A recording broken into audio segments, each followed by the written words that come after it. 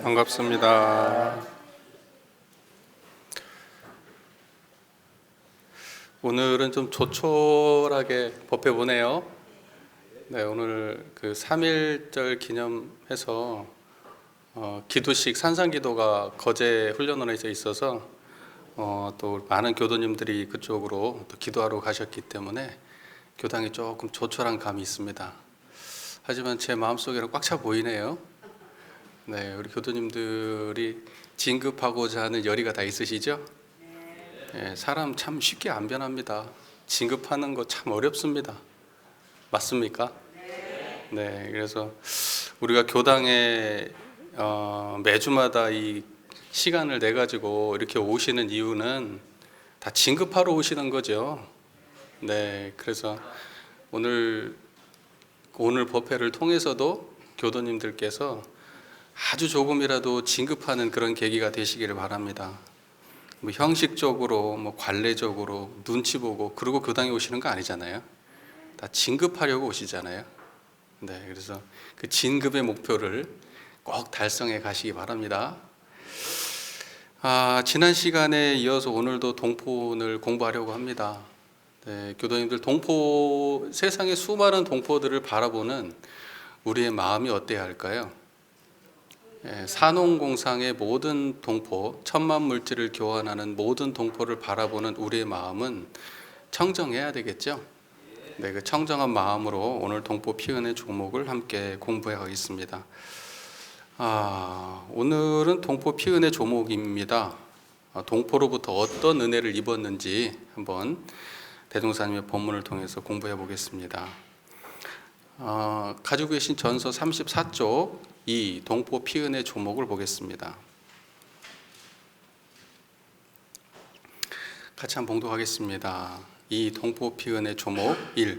산은 배우고 연구하여 모든 학술과 정사로 우리를 지도 교육하여 주미요. 2. 농은 심고 길러서 우리의 의식 원료를 제공하여 주미요. 3. 공은 각종 물품을 제조하여 우리의 주처와 수용품을 공급하여 주미요. 4. 상은 천만 물질을 교환하여 우리의 생활에 편리를 도와주미요. 5. 금수 초목까지도 우리에게 도움이 됨이니라. 동포에게서 입은 은혜를 5가지로 정리해 주셨습니다. 산농공상 그리고 금수초목 이렇게 되어 있는데, 여러분 산농공상이라는 말은 매우 익숙하잖아요. 우리가 산농공상 그러면 이제 직업을 보통 우리 사람 사는 직업을 보통 이제 산농공상으로 구분하잖아요. 이 산농공상이라는 말이 언제부터 시작됐는고 알아보니까 중국의 춘추 전국 시대부터 있었던 말이더라고요. 굉장히 유래가 깊은 말입니다. 춘추 전국 시대부터 산농공상이라는 말을 썼는데, 그때 이제 산농공상이라는 말은 약간 계급적인 그런 의미로 쓰인 말이 아니라 그냥 백성을 통칭하는 말이었다고 합니다. 백성을 통칭하는 말이었어요. 근데 지금은 산농공상 그러면 우리 마음속에 이건 약간은 이제 직업적 차별의식이나 계급적 차별의식이 좀 드러나는 용어로 사람들이 좀 인식하는 좀 경향이 있죠.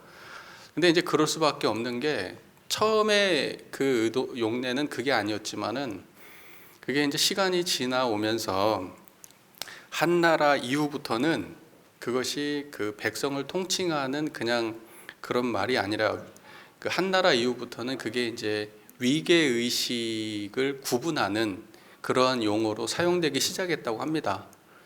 그러니까 이제 사라고 하는 사의 계급은 조금 이제 지배 통치 계급이 되는 거고, 원래 의미는 이제 사는 그 학문하는 사람들을 사라고 했는데, 나중에는 이제 정치하는 사람, 또 이제 정치하는 사람 중에서는 이제 문관, 무관 그러잖아요.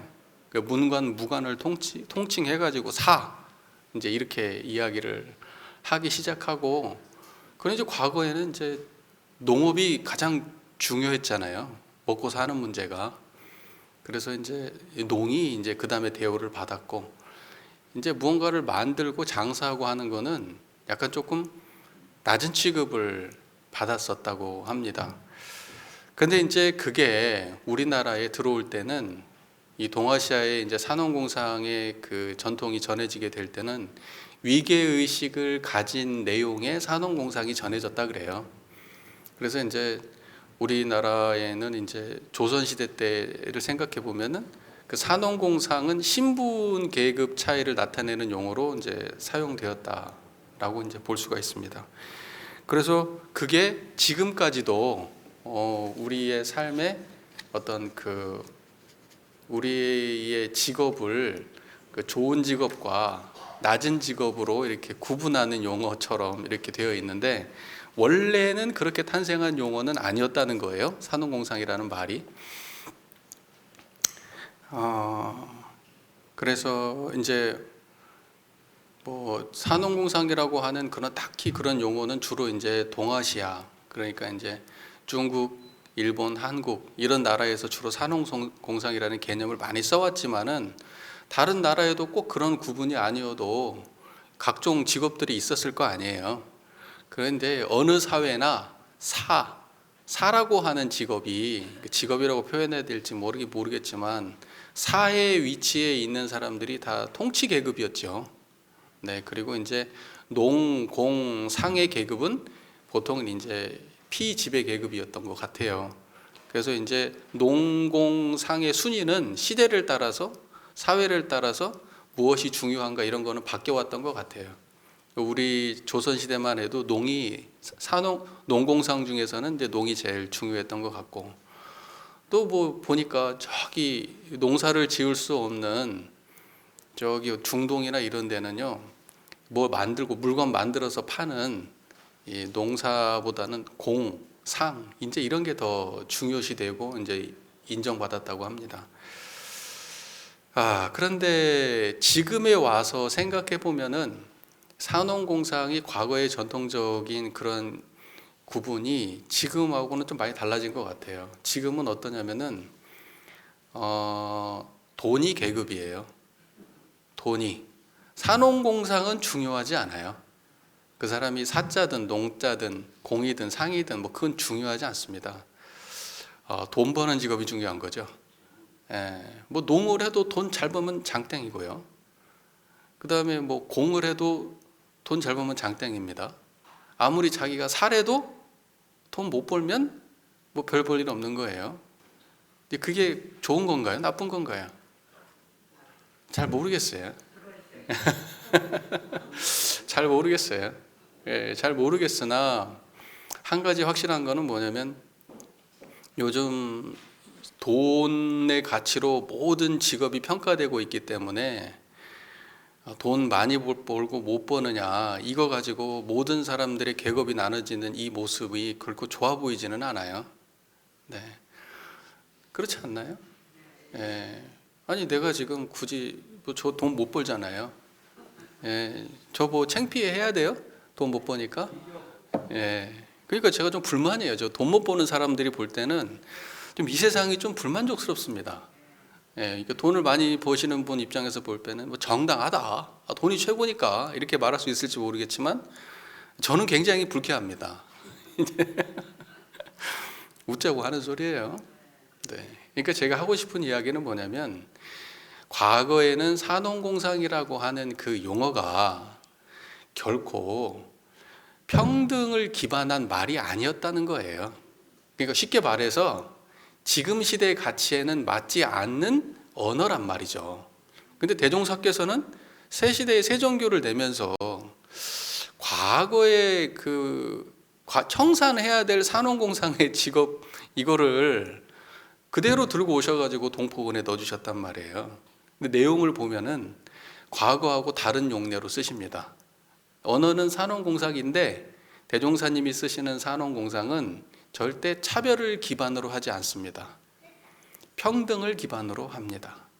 그래서 세상이 산업공상이 불평등한 거를 대종사께서는 바로잡아야 한다라는 입장에서 산업공상을 들어서 산업공상의 불평등함을 평등함으로 이해하고, 그래서 뭐 하대하고 함부로 했던 그런 모든 계급에 있는 사람들, 계층에 있었던 사람들도 모두 우리에게 큰 도움이 되는 존재들이라는 것을 부각시키고 싶으셨던 것 같아요. 저는 내용이 그렇게 읽히거든요. 교도님들은 어떻게 읽히십니까? 예, 저는 그렇게 읽힙니다. 왜냐하면 문장이 다 그런 문장으로 되어 있거든요. 네. 그래서 대종사께서는 산업공상이라고 하는 거는 우리 인류 전체를 동포라고 하잖아요.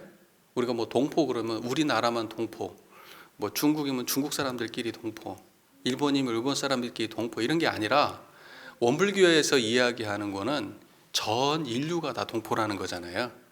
그 동포의 의미는 그때 뭐라고 했죠? 동기하고 같다고 했잖아요.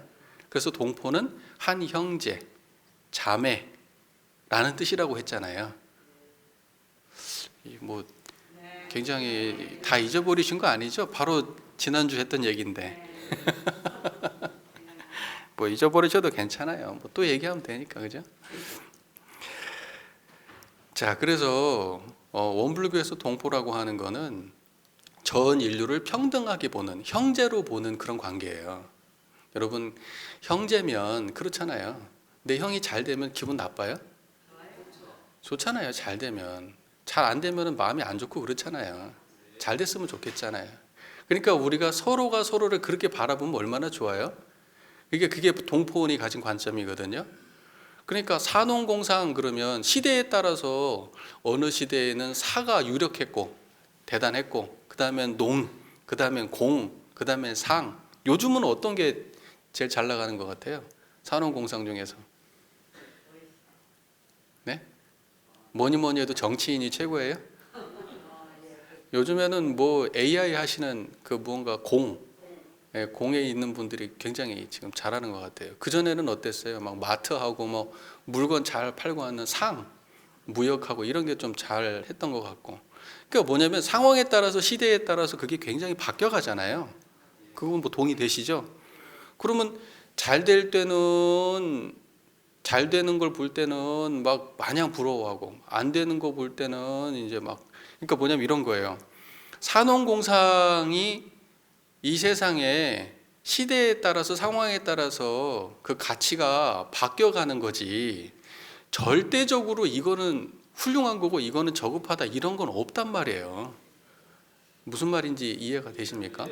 네, 근데 우리는 딱 어떤 사람들의 직업을 딱 듣는 순간 모든 판단을 끝내버린단 말입니다. 우리가 돈 많이 버는 직업을 가진 사람들 보면 그걸로 판단 다 끝나버렸어요, 이미. 그리고 돈을 못 버는 직업을 가졌다 그러면 그 하나만으로 판단이 다 끝나버렸어. 예, 그러니까 그게 문제라는 거예요. 그게. 그러니까 모든 사람들이 쫓아가고 싶은 특정한 모습을 향해서 막 내달려가고 있는 모습이죠. 다른 사람들이 다 존경하고 우러르는 쪽을 향해서 가고 있잖아요. 그러니까 다양성도 사라지는 거고, 그리고 거기에서 좌절되는 사람들은 수도 없이 나오는 거고, 특정한 좁은 문을 통해서 특정한 사람만 성공하는 거고. 그러니까 이 세상이 자꾸 파란고해가 되는 거예요. 각자가 자기의 역량을 보는 게 아니라 세상이 지정해 준 거를 쫓아가요. 자기 내면의 자기 역량을 보는 게 아니라 정해진 답을 향해 달려간단 말이에요. 무슨 말인지 이해가 되십니까? 나는 식물 키우는 게 좋아. 그러면 그 일 할 수 있는 거잖아요. 나는 음식하는 게 좋아. 그럼 그 일 할 수 있는 거잖아요.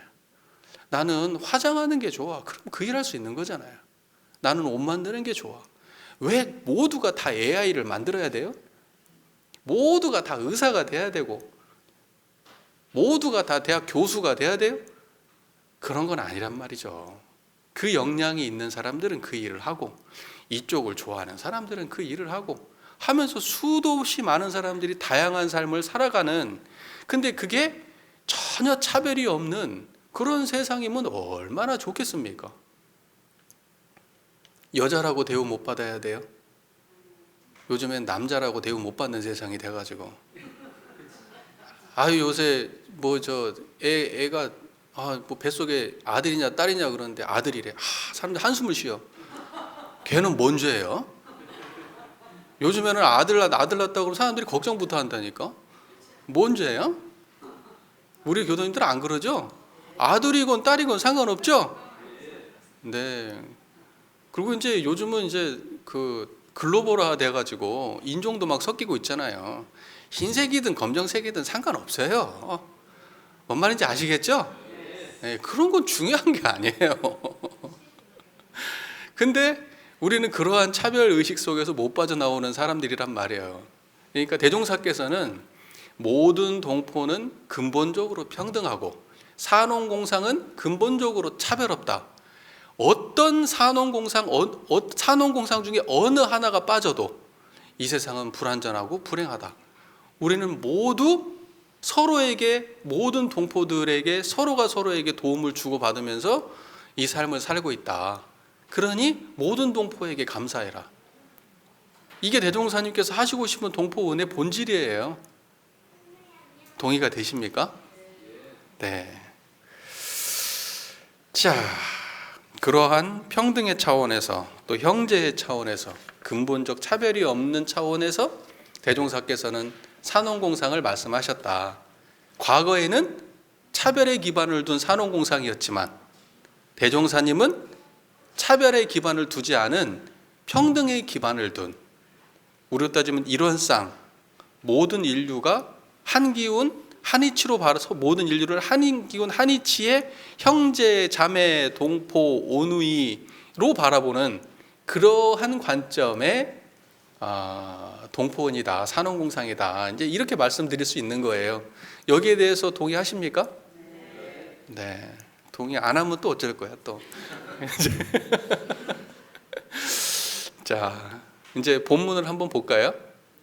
그 관점을 가지고 우리가 본문을 보죠. 1. 사는 배우고 연구하여 모든 학술과 정사로 우리를 지도 교육하여 주미요. 사라고 하는 것이 어떠한 은혜를 주셨느냐. 사라고 하는 동포는 우리에게 어떤 은혜를 주셨느냐. 배우고 연구해서 학술과 정사로 우리를 지도 교육하여 주신 그 은혜를 베푸셨다, 이 말이죠. 근데 이제 사라고 하는 동포는 배우고 연구하여 모든 학술과 정사로 우리를 지도 교육하여 주신 은혜를 주셨다 할 때 학술, 그 다음에 정사 이렇게 나오잖아요. 학술이라고 하는 건 뭐예요? 학문과 기술을 학술이라고 하는 거예요. 정사라고 하는 거는 정치와 행정을 정사라고 합니다. 자, 그러니까는 학술이라는 것을 먼저 말씀드리자면 무언가를 열심히 배우고 가르치는 것은 전부 다 사의 은혜예요. 사의 은혜. 뭔 말인지 아시죠? 그럼 일단 딱 떠오르는 게 유치원부터 시작해서 초등학교, 고등학교, 대학교, 대학원, 그 모든 선생님들이 전부 다 뭐 어떤 은혜예요? 사의 은혜예요. 사의 은혜. 무슨 말인지 아시죠? 그 다음에 이 세상을 지금 여러분 잘 몰라서 그렇지 무언가를 연구하고 개발하는 그러한 사람들이 세상에 엄청 많습니다. 직종을 헤아릴 수 없을 정도로 다양한 분야에서 수많은 사람들이 고민하고 지금에 있는 거를 조금 더 좋게 만들기 위해서 연구하고 학습하는 사람들이 세상에 엄청 많아요. 그래서 세상이 좋아지고 있거든요. 그것이 전부 다 사의 은혜예요. 그게 전부 사의 은혜예요. 그 다음에 여러분 조금 더 확대하면 어떤 줄 아세요? 체육도 우리가 뭐 농구를 한다, 그 다음에 뭐 테니스를 한다, 여러분 뭐 요즘 골프 좋아하시죠? 골프를 한다. 요즘에는 골프가 아니고 뭐지 이거? 파크 골프. 예, 파크 골프. 싸대면서요. 자리가 없다고 하대요, 사람들이. 근데 그런 거를 어떤 사람들은 굉장히 잘하잖아요. 잘하는 사람한테 또 배우시잖아요. 그게 전부 다 사의 은혜예요. 그러니까 체육이든 미술이든 그 다음에 음악이든 각종 기술이든 무엇이 되었든 전부 다 그거를 배우고 가르치는 은혜는 전부 다 사의 은혜예요. 무슨 말인지 이해가 되십니까? 그러면 여러분은 사의 은혜를 떠나서 살아본 적이 없으시죠? 지금 제가 여러분들한테 이렇게 대종사님의 교법을 열심히 공부해서 전달하는 건 뭐예요? 사의 은혜예요. 그리고 여러분들께서 이거를 공부해가지고 누군가에게 전달한다면 그건 무슨 은혜예요?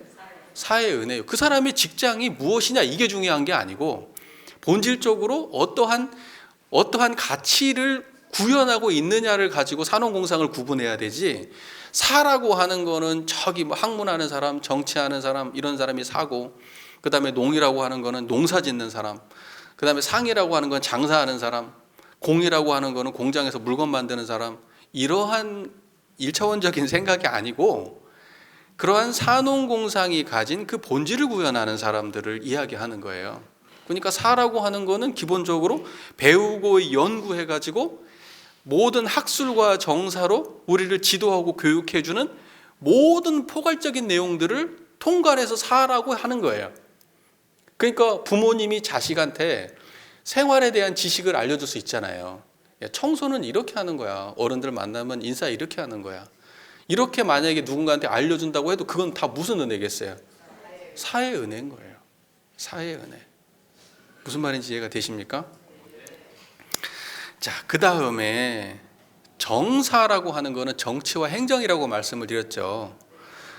가장 가깝게는 정치와 행정 그러면 여러분 이제 여기 뭐 김해 시청도 있잖아요. 그리고 우리 정치인들 여러분 다 투표해서 뽑으셨죠? 이제 그분들의 활동들이 전부 다 정사란 말이죠. 공공기관에서 활동하는 모든 분들이 다 사회의 은혜를 주시는 분들이고, 그 다음에 정치 활동으로 열심히 우리 나라를 발전하고 하는 그런 모든 행위를 하시는 분들도 전부 다 사회의 은혜를 우리에게 베푸시는 분들이에요. 그리고 조금 더 확대해서 나아가자면 사무실에 앉아가지고 열심히 연마하고 어떻게 하면 잘 될까 하고 펜대 굴리시는 분들이 있죠. 화이트 칼라라고 하죠. 그런 분들은 전부 다 사회의 은혜를 베풀고 계시는 거예요. 이해가 잘 되십니까? 그러니까 내가 어느 회사에서 기업에서 내가 맡은 어떤 엑셀 작업을 하고 있다, 뭔 통계를 내고 있다, 뭐 회계를 하고 있다 하는 그러한 일들도 전부 다 사회의 동포이고 사회의 은혜를 주시는 분들이에요. 이해가 잘 되십니까? 자, 그래서 대체적으로 직업 뒤에 사자 들어가면 전부 다 사회의 은혜를 베푸시는 사회의 동포들이에요. 우리는 그런 은혜 속에 살죠. 네. 그 다음에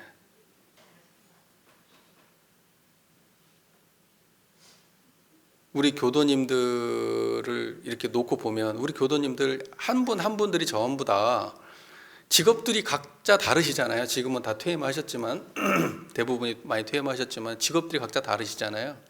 그러면 내 직업은 산업공상 중에 어딘가에 뭐 속하실 거 아니에요. 나름대로 판단을 해보시면, 그러면 나는 산업공상 중에 어디야 라고 딱 규정할 수 있는 존재예요? 맞아요?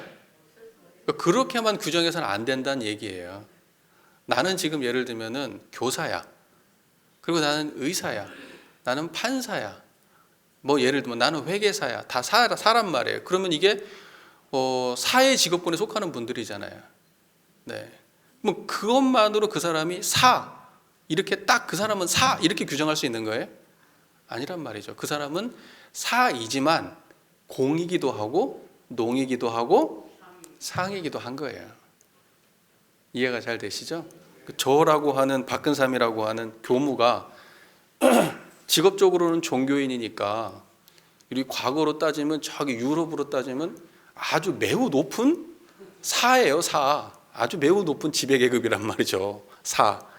지금의 세상에서 종교인이라면 이제 제일 낮은 하층민 계급이죠. 근데 저를 사라고 하지만 제가 예를 들면 우리 교도님들께 무언가를 텃밭에 농사를 지어가지고 음식을 나눠줬다. 그러면 제가 여러분께 농의 은혜를 베푼 거예요. 그 다음에 제가 우리 이 교당을 열심히 지금 고치고 있잖아요. 열심히 이 집을 고치고 있으면 이거는 공의 은혜를 베푼 거예요. 무슨 말인지 이해가 되십니까? 그 다음에 제가 열심히 연마이고 교도님들께 이렇게 법위를 문답하고 이렇게 하는 과정에서 교도님들께서 받기만 하는 게 아니라 저를 위해서 밥도 사주셨어. 짜장면을 사주셨어. 저기 돼지국밥을 사줬어. 구천동 돼지국밥을, 구산동. 그러면 그거는 서로 간에 좋은 거래를 했어요, 안 했어요? 그러면 그게 상이란 말이에요. 상이란 말이에요. 그러니까 우리는 자기 직업 하나로 자기를 산업공상으로 규정해서는 안 되는 거예요. 안 되는 건 말이에요. 내가 지금 농사를 짓고 있는데 내 농사에 대해서 열심히 연구해가지고 누군가한테 농사 비법을 가르쳐 줬어요. 그럼 이분은 사의 일을 하고 계신 거예요. 이해가 잘 되시죠? 그러니까 그런 것처럼 자기 정체성을 산업공상 하나로 규정하지 마시라라는 말씀을 드리는 겁니다. 여러분은 산업공상 전체 일을 하고 계신 동포들이에요. 더 중심되는 일을 하시는 부분들이 많이 있겠지만 우리는 모든 것을 다 담지하고 있는 존재들이지 특정한 하나로 딱딱 규정되는 그런 존재는 아니다, 이 말씀이에요. 이해가 잘 되십니까? 자, 그래서요, 그 다음은 이제 농입니다. 농이라고 하는 거는 이렇게 정의가 되어 있습니다. 심고 길러서 우리의 의식 원료를 제공하여 주며, 심고 길러서 의식 원료를 제공해 주는 것은 다 농이다, 이렇게 말씀하셨습니다. 그러면 우리는 이렇게만 생각할 거예요. 심고 길러서, 그러니까 우리 저기 밭농사, 논농사, 과수원 농사 이런 것만 농사입니까? 아니죠. 심지어는 자식 농사라는 말도 쓰는데 그것만 농사겠어요. 우리가 무언가 열심히 노력을 해서 생산해내는 활동을 포괄해서 다 농이라고 하는 겁니다. 그래서 우리가 농업도 있지만 수산업도 있고 임업도 있고 화훼업도 있잖아요. 그렇게 여러 가지 있잖아요. 축산업도 있잖아요. 그러니까 그걸 전부 다 포괄해서 농이라고 하는 거예요. 이해가 잘 되시죠? 네, 그러지 그냥 농사, 밭농사, 벼농사 이것만 농사가 아니고, 아시겠죠? 네. 그래서 우리 교도님들께서 그 농이라고 하는 거는 의식 원료를 제공해 가지고 제공해 주는 걸 농이라고 하는데, 의식이라고 하는 거는, 농은 입으로 들어가는 것만을 제공하는 게 아니라 의식, 의라고 하는 거는 옷, 걸치는 거. 그러니까 농은 걸치는 원료를 제공하는 것도 농이고, 입으로 들어가는 거, 식, 입으로 들어가는 모든 걸 제공하는 게 농이란 말이에요. 그러니까 걸치는 것과 입으로 들어가는 거, 그거를 전부 다 농의 은혜라고 하는 겁니다. 그래서 직업을 떠나서 사람들이 입에 들어가는 어떤 것이라도 내가 노력을 해가지고 그렇게 누군가한테 제공한 게 있다라고 하면 그거는 전부 다 무슨 은혜겠어요? 농의 은혜요, 농의 은혜. 사람들 입에 넣어주시고 옷을 걸쳐주시는 모든 은혜는 그 농의 은혜란 말이에요, 농의 은혜. 그래서 작게 말씀드리면, 내가 텃밭을 읽어가지고 사람들하고 나눴어? 농의 은혜예요. 그죠? 근데 내가 직접 땅에서 생산한 것은 아니지만 생산된 걸 가지고 무언가를 만들어서 누군가한테 입에 넣어줬어. 그럼 이거는 공의 은혜예요, 농의 은혜예요? 공은 생산품을 생산하는 거잖아요. 여러분 저기 시장에 가면은 반찬 가게 있잖아요. 그리고 수많은 식당들이 있잖아요. 그러면 그거는 농산물이다, 수산물, 해산물 이런 걸 전부 다 가지고 와가지고 요리를 가공을 해가지고 여러분들께 나오는 거 아니에요? 그러면 그거는 공이에요? 공이에요? 공이에요? 공이에요? 공장에서 음식을 갖다 막 찍어내잖아요, 냉동식품. 그럼 공이잖아요. 손으로 막 내가 수제로 만들었어요. 그럼 그거 뭐예요? 공이죠? 그러면 우리가 기본적으로 원료를 가지고 재가공을 한 거는 전부 다 뭐라고 볼 수 있어요? 공이라고 볼 수가 있겠죠. 공이라고. 근데 저는 그거를 공이라고만 보지 말고 농의 확장이라고 볼 수도 있다라고 생각해요. 사람들 입으로 들어가는 모든 거를 생산하는 거는, 그거는 농에 가깝다. 그 공이라고 하는 거는 입으로 들어가는 것만이 아니라 그 외의 모든 것은 공의 영역이고, 그 중에 입으로 들어가는 거 입으로 들어가는 거는 농과 공이 다 고루 영역에 걸쳐 있는 말이다, 이렇게 저는 보고 싶습니다.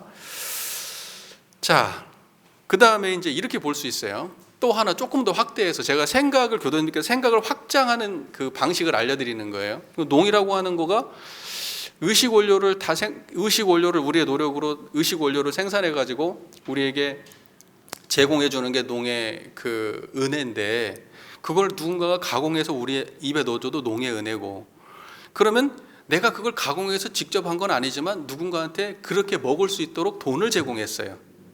경제적으로 무언가를 제공해 줬어요. 그러면 그거는 뭘까요? 산업공상 중에 무슨 은혜일까요? 예? 내가 조건 없이 줬다면? 예? 상이야? 상은 거래를 해야 되는데? 예? 그러니까 저는 이렇게 생각하는 거예요. 우리가 조금만 달리 생각해 보면은 그러한 모든 것도 농의 영역이다라고 보는 거예요. 여러분 자식 농사 어떻게 지셨어요? 자식한테 뭘 바라는 거 주고받으면서 자식 농사 졌어요? 아니죠? 내가 예를 들면 과거 같으면 농사를 지어가지고 그걸로 밥을 해서 자식을 먹였단 말이에요. 무슨 말인지 이해되시죠? 근데 지금은 뭐 그렇게는 안 하죠. 물건을 사가지고 요리해서 자식을 먹이시죠? 또는 자식이 멀리 가면은 자식 먹으라고 돈 챙겨주시죠? 맞아요, 틀려요? 자식이 엄마한테 돈 받아가지고 맛있는 거 사 먹을 거 아니에요. 저는 이거를 갖다가 포괄해서 농의 은혜처럼 느껴져요. 이 모든 게. 여러분 어떻게 느끼십니까? 네, 그래서 우리 입에다 무언가를 넣어주시면 다 그게 농의 은혜입니다. 농의 은혜. 자, 그래서 우리 입에 넣어주신 것만 농의 은혜냐? 우리 몸에 걸치는 것을 제공해 주시는 것도 모두 농의 은혜입니다. 몸에 걸치는 거가 왜 농의 은혜냐? 왜 그게 농에 들어가느냐? 지금은 조금 다르지 모르지만 과거에는 우리 몸에 걸치는 건 전부 다 땅에서 농사지어서 나왔어요. 맞죠? 대부분 보면 어디서는 목화를 키워가지고 그걸로 만들기도 하고, 삼을 잘라가지고 그걸로 옷을 만들고, 그 다음에 비단은 누에꼬치를 키워가지고 그걸로 이제 옷을 만들고, 과거에는 그래서 옷은 농사예요, 농사. 농사입니다. 근데 요즘에는 그렇지 않아요. 석유에서 뽑아오죠. 석유에서 뽑아옵니다. 그 다음에 여러분 요즘 옷은 쇳덩이도 들어가고 플라스틱도 들어가요. 고무나무에서도 나와야 되고요, 광물에서도 나와야 돼요. 우리 옷은 전부 다 여러 가지가 섞여서 만들어져요. 지금은 옷 걸치는 게. 그래서 이 모든 은혜, 광물을 채취하든 나무에서 진액을 채취하든 땅에서 농사를 지어서 우리의 옷감을 제공하든, 그 다음에 무슨 벌레를 키워가지고 거기에서 실을 뽑든, 그거 전부 다 무슨 은혜예요? 농의 은혜란 말입니다. 그게 다 농의 은혜. 그러니까 광물을 채취하는 것도 그것이 옷 만드는 데 쓰였다면 농의 은혜예요. 농의 은혜. 이해가 잘 되시죠? 네. 그래서 세상에 누군가는 이 세상에 여러 가지 다양한 모습으로 원자재를 이렇게 이 기존의 이 자연에 있던 원자재를 생산해내 가지고 그걸 가지고 무언가를 만들어 가지고 세상에 수도 없는 물질을 만들어내잖아요. 그 기본적인 그 원료를 제공하는 모든 행위를 사실은 농이라고 하는 겁니다. 그것을 광물에서 뽑아내든 땅에서 키워내든. 무슨 말인지 이해가 되십니까? 그 다음에 이제 3. 공은 각종 물품을 제조하여 우리의 주처와 수용품을 공급하여 주미요. 농에서 생산된 모든 원료를 이용해 가지고 우리에게 주처와 수용품을 공급해 주신 은혜가 공의 은혜입니다. 주처는 무슨 말일까요? 주처. 머무는 곳을 주처라 그래요. 주처라고 하는 건 머물 주자 고처자니까 주처. 그러니까 머무는 곳을 제공해 주는 은혜가 그게 공의 은혜입니다. 그 다음에 수용품 이렇게 돼 있잖아요. 수용품이라고 하는 거는 어떤 의미예요? 내가 사용해서 필요한 물품을, 사용에 필요한 물품을 수용품이라고 하잖아요. 네, 그래서 그 모든 물건, 그러니까 내가 지낼 수 있는 곳, 내가 사용할 수 있는 곳, 이거 모든 거를 제공하는 거를 공의 은혜다 이렇게 이야기합니다. 그래서 인간은 어딘가에 머물러요. 인간은 머무르는 존재입니다. 어딘가에서 잠을 자야 돼요. 하루에 24시간 중에 일부의 시간은 무조건 잠을 자야 되는 게 인간이에요. 그리고 어딘가에서 일을 합니다. 어느 공간에서. 그러니까 과거의 원시 시대에도요, 과거에 저 선사시대에도요, 사람은 어딘가 머물 곳이 있었어야 돼요. 그리고 심지어는 동물들도 나름대로 머물 곳이 있습니다. 예, 곤충들도 머물 곳이 있어요. 그러니까 머물 곳이 없이 살 수 있는 동물은 없는 거예요. 예, 다 머물 곳이 있어요. 그러니까 그 머물 곳을 제공해 주는 은혜가 공의 은혜예요. 그러니까 여러분 둘러보시면 지금 여기 이렇게 옥상 올라가서 한번 내려다 보세요. 저 병우산 꼭대기 가서 한번 내려다 보세요. 그냥 이 김해가 아주 그냥 건물로 꽉 차 있어요. 건물로 꽉 차 있습니다. 이게 다 공의 은혜입니다. 그 건물로 꽉 차 있는데 그 건물 안에 수도 없는 물건들로 꽉 차 있어요. 수도 없는 물건들로 꽉 차 있습니다. 그게 공의 은혜입니다. 여기 지금 있는 우리 교당만 해도 지금 수도 없는 물건들로 꽉 차 있어요. 이거는 우리가 하나만, 이 중에 있는 거 하나만이라도 우리는 우리 손으로 만들 수 있는 게 하나도 없어요. 여기에 있는 이 수많은, 여기 얼마 되지도 않죠. 우리 교당 안, 이 공간 안에 들어있는 어떤 것도 우리 힘으로는 하나도 못해요. 이거를 제공해 주시는 은혜가 다 공의 은혜입니다. 그래서 옛날에는 여러분 그 건축일 하시는 분들을 그 막리라는 사람들로 취급을 했죠. 예전에 과거에. 그 노가다라 그랬습니다. 노가다. 일본 말인데 무슨 뜻인지 모르겠어요. 예. 예. 그러니까 뭐 가다가 없다. 영어하고 일본어 섞은 말이에요. 노가다가.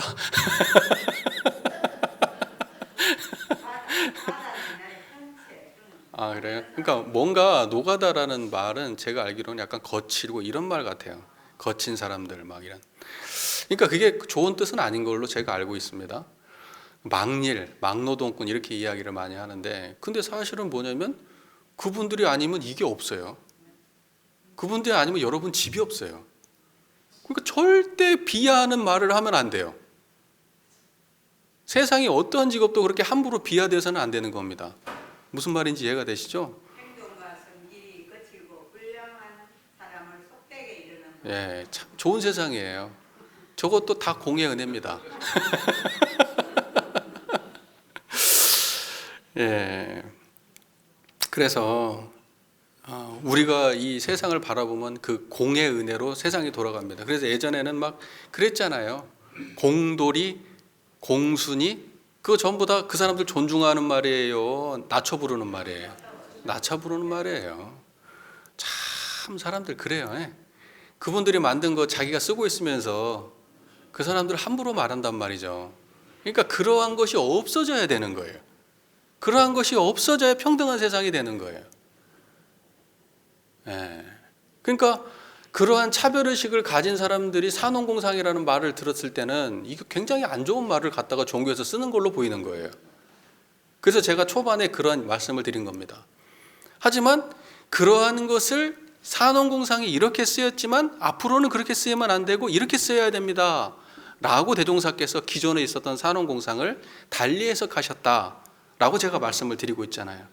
실제로 언어가 그렇게 되어 있고, 그래서 지금 과거의 것이 아닌 새로운 것을 내는 게 대종사님의 법이 아니라 이미 우리가 그렇게 살고 있는 모습을 자각해서 새로운 모습으로 새로운 가치로 그것을 인식하는 게 대종사님이 하시는 일입니다. 대종사님은 세상에 없던 걸 내놓는 분이 아니에요. 기존의 훌륭한 가치를 새롭게 빛나게 만들어주시는 게 대종사님이 하시는 일입니다. 여러분, 깨달음이라고 하는 것이 의미가 있었어요? 여러분의 삶에? 여러분의 마음속에 청정한 마음이 있다는 거 자각이나 했습니까? 하지만 그거를 꺼내서 빛나게 닦아서 우리가 쓸 수 있도록 해주는 게 그게 성자가 하는 일입니다. 천지부모 동포 법률에 대한 수많은 그 과거에 있었던 천지에 대한 부모에 대한 동포에 대한 법률에 대한 인식이 있었지만 대종사께서는 그거를 이 세상에 새롭게 정립해서 내놓으십니다. 산업공상의 동포라는 산업공상이라는 말이 없었던 게 아니지만 과거에 있었던 산업공상을 새롭게 내놓으십니다. 그래서 대종사님은 새로운 거를 만드는 게 아니라 있던 거를 새롭게 하시는 분입니다. 그게 성자가 하는 일이에요. 무슨 말인지 이해가 되시죠?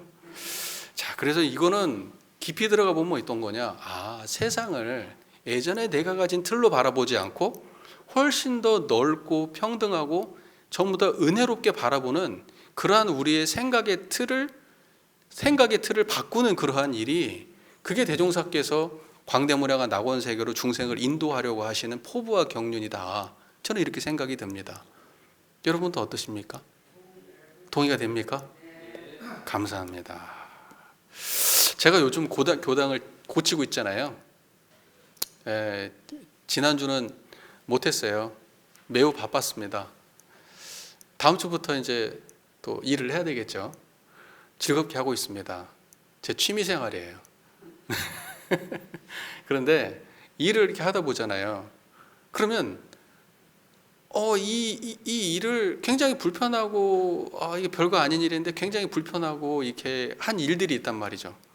그런데 나중에 시간 지나고 우연찮게 보니까 그 일을 수월하게 만들어줄 공구가 항상 있더라고요.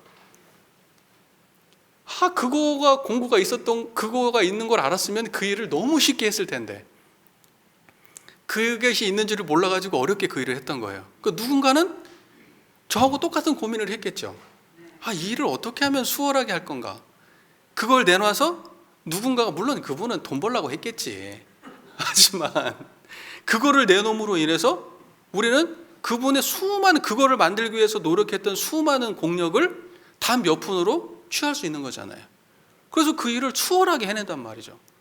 그 다음에 또 일을 하다 보면은 이게 이제 이 일을 해야 되는데 이걸 어떻게 일을 하면 좋을까? 그러면 유튜브를 찾아보잖아요. 훌륭한 사람들이, 아주 대한민국 탑 클래스에 속하는 목수들이 다 비법을 공개를 다 해놔요.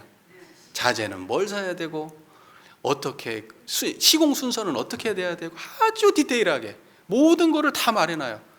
그거를 보고 또 보고 또 보면서 연말을 해가지고 저도 그대로 하면은 물론 똑같은 결과물은 안 나오지만 비슷하게 나온단 말이죠. 그게 전부 다 뭐예요? 무언가를 만들어서 제공해 주시는 공의 은혜예요. 공의 은혜. 그리고 무언가 정보를 제공해 주셔서 나에게 일을 수월하게 해주시는 사의 은혜예요. 사의 은혜. 그리고 합판도 있죠, 나무도 있죠, 그 다음에 피스못도 있죠, 수많은 본드도 있죠, 시멘트도 있죠, 페인트도 있죠. 이거 다 쓰잖아요. 그 모든 걸 다 사용하는데 그거 전부 다 누가 만들었어요? 공에서 만들어요. 근데 그거는 어디서 나왔어요? 다 땅에서 나온 거예요. 땅에서 나온 거예요. 공에서 나온 거예요. 그리고 그거를 가까운 데다 갖다 놨네. 차 타고 잠깐만 나가면 얻을 수가 있어요. 인터넷에서 클릭만 하면 집 앞까지 갖다 주네. 이건 무슨 은혜예요? 상의 은혜예요. 그러니까 이게 제가 이 교당에서 이 조그만한 리모델링 공사 하나 하면서도 산업공상의 은혜가 그 안에 가득 담겨 있는 거예요. 여러분, 이렇게 생각을 해보면 우리 집에서 내가 요리 하나를 하더라도 산업공상의 은혜고 가득 담겨 있는 거예요. 직장에서 직장 생활 하나를 하더라도 산업공상의 은혜가 가득 담겨 있는 거예요. 커피숍에 가서 커피 한 잔을 마셔도 산업공상의 은혜로 커피를 마시고 있는 거예요. 우리는 아주 정말 이만큼의 비용만 지불하고 그 수많은 동포들의 노력을 수월하게 취하고 있는 거예요. 예? 큰 살림. 그걸 보고 이제 대종사께서는 뭐라고 했냐? 이 원상의 지리를 각하면 시방삼계가 다 오가의 소유인 줄을 알며. 그러면서 뭐라고 해서 경편철도를 아직도 네 소유 못 삼았니? 나는 조금 이용료만 내고 그거 다 내 거 삼는다. 삼은 지 오래됐다. 나는 수많은 동포들의 노력을 정말 저렴하게 갖다 쓰고 있단 말입니다. 그게 내 것 삼는 인생이에요. 근데 우리는 뭔 불만이 그렇게 많고 그냥 그런지 모르겠어요. 그죠?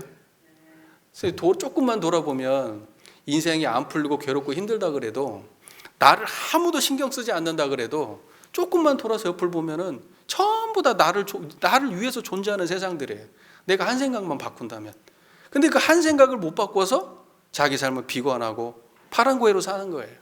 한 생각을 못 바꿔서. 제가 항상 말씀드리죠. 태산은 옮길 수 있어도 사람 마음은 못 옮기더라. 태산은 옮기는데 사람 마음은 못 옮겨. 여기서 이만큼 생각 하나 바꾸는 걸 못해요. 그거 하나 바꾸면 인생이 달라지는데. 동의가 되십니까? 그래서 공이라고 하는 거는 각종 물품을 제조, 우리의 주처와 수용품을 공급해 주신다. 주처라고 하는 거는 우리가 머무는 것, 수용품이라고 하는 거는 모든 사용물인데, 일상생활에 들어가면 주방용품이 있죠, 가전용품이 있죠, 직장 가면 사무용품이 있죠, 그 다음에 수도 없는 생활용품이 있죠. 전부 다 공의 은혜고, 요즘은 공의 은혜가 특히 넘쳐나는 시대를 살고 있어요. 특히나 공의 은혜가 넘쳐나요. 핸드폰, 방금 바로 꺼내보잖아요. 핸드폰 맞죠? 핸드폰. 근데 생각해 보세요. 핸드폰은 공의 은혜만 있어요? 아니에요. 거기는 산업공상의 모든 은혜가 핸드폰 하나에 다 들어있어요. 핸드폰. 요즘에는 자율주행 차가 언젠가 나온대요. 지금 뭐 나오긴 나온 것 같아요. 상용화가 안 돼서 그렇지. 자율주행 차가 나온답니다. 요즘에는 AI 시대가 되고 있어요. AI는 공예예요, 사예요, 뭐예요 도대체? 그 모든 것이 집합돼서 과거에 없었던 새로운 게 나오고 있죠. 그러니까 대종사께서 산업공상을 말하실 때만 해도 이런 것들은 없었던 시대죠. 그러니까 앞으로는 산업공상 말고 다른 것들이 나올 수 있는 시대가 될지 모르겠어요. AI를 어떻게 말해야 될까? 물론 산업공상과 무관하게 존재하는 것은 아니죠. 그래서 지금 이 시대는 공의 시대다. 넘쳐나는 시대에 살고 있다. 이제 이런 생각이 듭니다. 결국 인류가 생산한 모든 물건들, 인류가 노력해서 생산한 모든 물건들은 다 공의 은혜다. 그 다음에 네 번째, 상은 천만 물질을 교환하여 우리의 생활에 편리를 도와주며, 천만 물질을 교환하는 모든 것은 상의 은혜입니다. 천만 물질을 교환하는 것. 여러분 천만 물질 그러면 뭐 만져지는 이런 것만 물질인 줄 아시잖아요. 우리 교도님들은 안 그러죠? 물질이 뭔지 아시죠? 이런 것만 물질 아닙니다. 그러면 무엇가 지금 천만 물질을 교환하는 거? 그러면 그냥 단지 그냥 장사, 뭐 돈 주면 뭐 주고, 예를 들면 돈 주고 뭐 이렇게 뭐 물건 사고 하는 것만 상이 아니에요. 여러분은 무엇을 삽니까? 물건만 삽니까? 지식도 사고요, 기술도 사고요, 예술도 사고요, 재미도 삽니다. 맞아요? 넷플릭스 봐요, 안 봐요? 드라마 봐요, 안 봐요? 재미를 사잖아요. 재미를. 놀이공원 가서 여러분 물건 사러 가요? 재미를 사러 가잖아요. 재미를. 그러니까 뭐냐면 무엇냐? 천만 물질 속에는 지식도 포함되고 기술도 포함되고 재미도 포함되고 예술도 포함되는 겁니다. 그게 전부 다 천만 물질이에요. 그거를 교환하는 모든 활동이 그게 상이에요.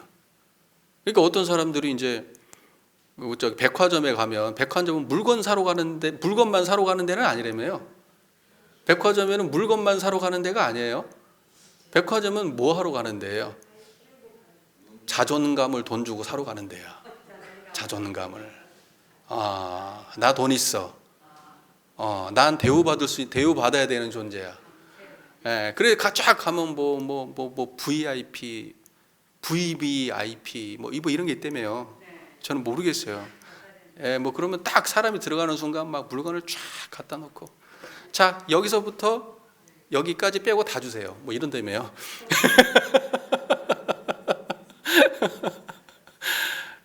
그건 물건 사러 간 거겠어요? 아니란 말이에요. 그게 서비스직도 상에 속하는 거예요. 왜냐하면 서비스는 뭐냐면 감정을 파는 거거든요. 그래서 그것도 물질을 주고받는 거예요. 감정이라고 하는 물질을. 무슨 말인지 이해가 되십니까? 그래서 상이라고 하는 거는 절대 우리가 생각하는 그냥 이렇게 물리적인 그런 것만을 얘기하는 게 아닙니다. 감정이든 지식이든 이런 모든 것을 포함해 가지고 그것이 오고 가는 행위를 다 상이라고 하는 거예요.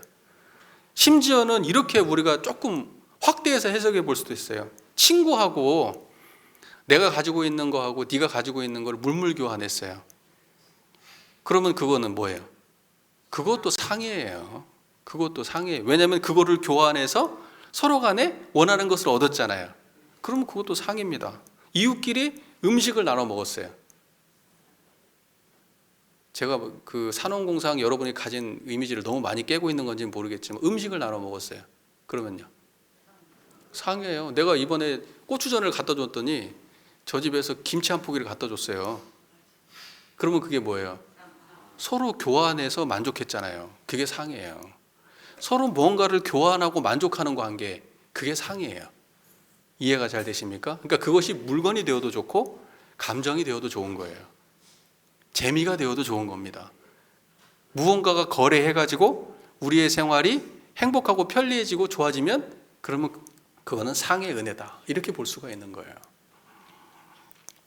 그래서 돈과 지식을 교환하고 돈과 기술을 교환하고 돈과 예술, 돈과 재미를 교환하는 그러한 모든 것이 다 상이고, 심지어는 우리 친구들끼리 편안하게 물건을 주고받고 이웃들끼리 물건을 주고받고 형제 친척들끼리 무언가 주고받는 모든 것들도 전부 다 상이다, 이렇게 볼 수가 있는 겁니다. 교당에 와가지고 교도님들끼리 서로 직연을 교환하면 뭐예요? 그것도 상인 거예요. 직연을 교환하면 상인 거예요. 주고받으면 상인 거예요. 자, 그 다음에 상이라고 하는 것은 그래서 결론적으로 이겁니다. 천만 물질을 교환해서 우리의 생활의 편리를 도와주는 모든 행위는 전부 상이다. 상이다. 그러니까 과거 무슨 상 그러면 장사, 가게를 열고 뭐 이렇게 물건을 쌓아놓고 팔고 이런 것만 상이다, 이런 관점이면 안 돼요. 예, 그거를 조금 더 넘어서셔야 돼요. 가치적 측면으로 바라보셔야 됩니다. 물리적으로 고정된 직업 몇 개를 놓고 산업공상으로 구분하면은 대종사님 법문이 이 시대에 맞는 법이 안 되고 굉장히 협소하게 해석이 되는 거예요. 자, 그 다음에 다섯 번째로 동포원이 하나가 더 있는데 금수초목도 우리에게 도움이 된다고 말씀하셨어요. 그러니까 동포라고 하는데 동포에 금수하고 초목까지 집어넣었다. 그러니까 우리는 초목금수도 동포로 바라봐야 된다는 거죠. 네, 그러니까 나무라 지나가다가 나무 같은 것도 막 함부로 막 그냥 의미 없이 꺾고 지나가는 뭐 벌레도 쉽게 아무렇지도 않게 밟아버리고 그런 마음이면 돼요, 안 돼요? 안 된단 말이에요. 그렇게 하면 안 돼요. 네. 초목금수, 금수초목 그랬는데 금수가 무슨 말인지 아세요? 이 금수만도 못한 놈 하잖아요. 금이라고 하는 거는 나는 동물을 금이라 그래요. 나는 동물. 수라고 하는 거는 땅바닥 걸어다니는 동물을 수라 그래요. 예. 그리고 나는 동물, 걸어다니는 동물, 예. 하늘에 있는 동물, 땅에 있는 동물, 통칭해서 금수라고 합니다. 초목은 무슨 말인지 아시잖아요. 풀과 나무잖아요. 그러면 여기서 뭐가 빠졌어요? 곤충이 빠졌네. 충이 빠졌네. 그럼 충은 여기 포함이 안 된 말이네. 없으니까? 아니겠죠. 알아서 포함하시란 얘기죠. 충도 포함이 됩니다.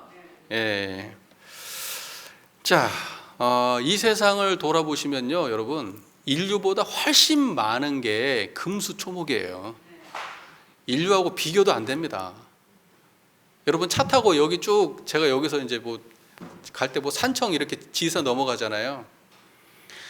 세상은요 풀이 덮고 있어요. 풀이 덮고 있어. 이 전 세계는 풀이 덮고 있어요. 식물이 덮고 있습니다. 이 지구의 주인은 사람이 아니에요. 예. 사람 없어져도 이 지구는 매우 잘 돌아갈 겁니다.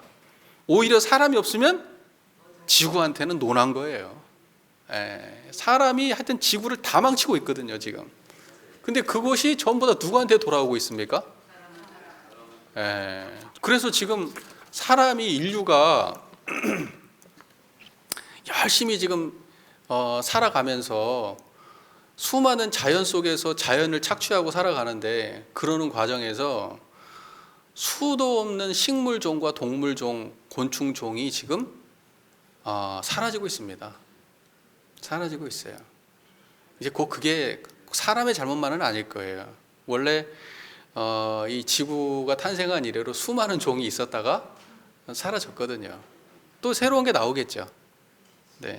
여하튼 우리가 나옴으로 인해서 인류의 행위로 인해서 사라지고 있는 종이 상당히 많다라고 하는 것은 인류가 매우 고민해 봐야 될 일이죠. 네. 매우 고민해 봐야 될 일입니다.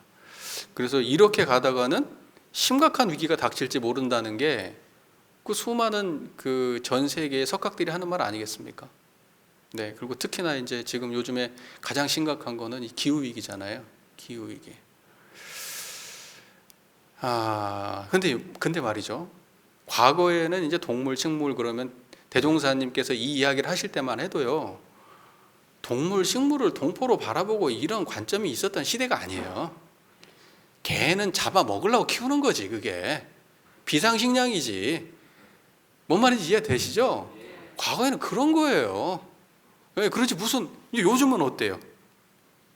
요즘에는 반려동물, 동물만 있습니까? 반려식물, 반려곤충, 반려돌도 있어요. 나 지금 우리 딸내미 보고 나 기겁하는 줄 알았네. 돌을 갖다 놓고 반려돌이래요. 그래서 나는 이게 도라이인가? 이게 지금 키운대 돌을 자기 키운다고 표현을 하더라고요. 예. 그래서 요즘 뭐 가보니까요 전부 다 그 유모차에 전부 다 애기는 없고 강아지만 실려 있더라고. 그런 시대더라고요. 그래서 난 어떤 생각을 했냐면 그래 훨씬 낫다. 개를 이렇게 사람 많은 데서 끌고 다니는 것보다는 그 카트에 싣고 다니는 게 훨씬 더 안전하겠다. 모든 사람에게 좋겠다. 그래서 난 저게 참 현명하다 생각이 들더라고. 카트에다 싣고 다니는 게. 조그마한 개를 뭐 이렇게 뭐 말이 샜는데 여하튼 제가 왜 그 이야기를 하냐면 요즘은 이제 그러한 금수 초목이 단지 우리에게 물리적 존재로서 도움이 되는 동포가 아니라 물리적으로 의미를 갖는 것으로서의 동포가 아니에요. 이제는 동물과 식물은 우리에게 정서적으로 의미를 갖는 존재가 됐어요. 이젠 달라요, 옛날하고. 그러니까 금수초목도 우리에게 도움이 된다고 이야기했을 때 대종사님은 어떤 의미였을지 잘 모르겠지만 이제는 앞으로의 시대로 갈수록 금수초목이 인간에게는 단지 물리적으로 무언가를 주는 존재가 아니라 이 세상을 지구를 유지하는 어떠한 존재가 아니라 감정적 교감을 하고 함께 정서를 나누는 그러한 존재가 되어가고 있는 시대가 됐어요. 그러니까 동포라고 해도 어색하지가 않은 시대가 된 거예요. 이제 무슨 말인지 이해가 되시죠? 근데도 불구하고요. 많은 인류는 아직도 금수초목에 대해서 은혜를 깊이 공감하지는 못합니다. 특정한 동물, 나와 인연된 특정한 식물만 이렇게 교감을 하지 그거를 통째로 존재하는 모든 것을 향해서 마음을 열지는 못하고 있는 것이죠. 그거는 우리 인류가 앞으로 훨씬 더 나아가야 될 것 같아요. 그러나 충분히 세상에 존재하는 초목금수하고도 정서적 경감을 나눌 수 있다는 것은 이미 지금 확인되고 있는 시대에 살고 있습니다. 네. 자, 지난 시간에 저희가 동포 피은의 강령에 이런 본문이 있었습니다. 기억하실지 모르겠는데 만일 동포의 도움이 없이 동포의 의지가 없이 동포의 공급이 없이는 살 수 없다면 그같이 큰 은혜가 또 어디 있으리요? 이렇게 말씀하셨습니다. 동포의 도움, 동포의 의지, 동포의 공급. 그러니까 우리에게 도움이 되어주시고 우리에게 의지처가 되어주시고 우리에게 공급해 주시는 모든 은혜를 동포원이라고 하는 거예요. 이해가 잘 되십니까?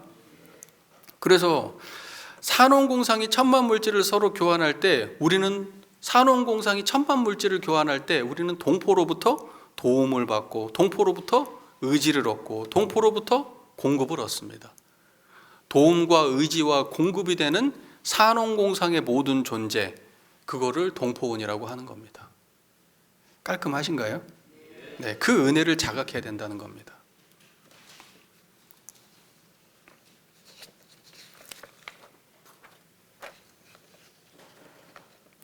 제가 요즘에 일을 하다가 아까 말씀드렸잖아요. 일을 하는 과정에서도 수많은 동포원이 있다고요. 그죠? 그러고 난 다음에 이제 부엌으로 딱 들어오면 어때요? 음식이 있잖아요. 그 음식을 먹고 그리고 또 욕실에 들어가서 씻고 그리고 또 쉬잖아요. 그러니까 나의 하루 일과를 다 이렇게 설거 준비하면서 생각을 해보니까 하루가 시작부터 끝까지 동포운 속에 있더라고요. 한순간도 빠진 순간이 없이 동포운 속에 있더라고요. 그러니까 이거를 우리가 자각하고 살 수 있는가? 이렇게 일상처럼 우리에게 함께하는 이 은혜에 대해서 깊이 있는 자각을 하면서 살 수가 있는가? 라는 생각을 해봤는데 쉽지 않을 것 같기는 해요. 근데 만약에 우리가 이런 거를 이렇게 원래 그런 모습이잖아요. 이게 지금 우리가 의도적으로 그냥 이렇게 아닌 거를 그냥 억지로 끼워 맞춰서 하는 게 아니라 원래 세상이 그렇단 말이에요. 세상이 그런 거를 그렇게 받아들이는 게 그게 원래 당연한 거잖아요. 그러니까 그걸 그렇게 당연하게 받아들이기 위해서는 우리의 마음이 어때야 되냐면 청정해야 되는 거예요. 우리 마음속에서 분별성과 주착심에 휩싸여 가지고 조그마한 티끌, 조그마한 장벽이라도 눈앞에 서 있으면 세상은 그 하나 때문에 온통 내 주변에 펼쳐진 수많은 은혜는 하나도 보이지 않고 오직 그 불편한 하나 때문에 나의 인생이 불행하게 된단 말이죠. 한 마음을 여는 거, 그게 깨달음인 것 같아요. 원불교에서는 은혜를 발견하라고 말씀하시잖아요. 어떻게 은혜를 발견하냐? 내 마음이 걸리고 막힘이 없이 세상을 향해 열리고 그 세상이 모두 나에게 은혜로 존재한다는 걸 자각하는 순간 우리는 고통으로부터 벗어날 수가 있고 세상이 은혜로 보여야 깨닫는다는 말이 그래서 있는 말인 것 같아요. 우리가 진짜 청정한 마음으로 일상을 살아가고 대종사님의 깨달음을 구현하는 대종사님의 심통제자가 되기 위해서 나의 의식과 나의 관념과 나의 삶을 한번 놓고 생각해 볼 일이에요. 나는 과연 나의 주변에 나를 있게 하는 수많은 은혜에 대한 자각이 있는가? 그 은혜를 자각하는 그것이 바로 깨달음의 구체적 실천의 모습이 아닌가? 그걸 한번 고민해 봐야 된다는 겁니다. 됐어요? 네, 공감이 되십니까? 네. 청정한 마음이 안 되면 시방삼계가 오가의 소유가 안 됩니다. 좁은 문제의식에 꼭 갇혀서 망상으로 이 좋은 은혜의 세상을 광대무량한 낙원세계의 세상을 느끼지 못하고 파란 고해에 헤매이는 어리석은 중생이 안 되시기를 간절히 염원드립니다. 여러분 마음속에 뭐 하나라도 있나요? 걸리고 막힌 게 있어요? 걸리고 막힌 게 있어요? 그걸 치워버리면 세상의 은혜가 훨씬 큰 은혜가 드러날 겁니다. 경청해 주셔서 감사합니다.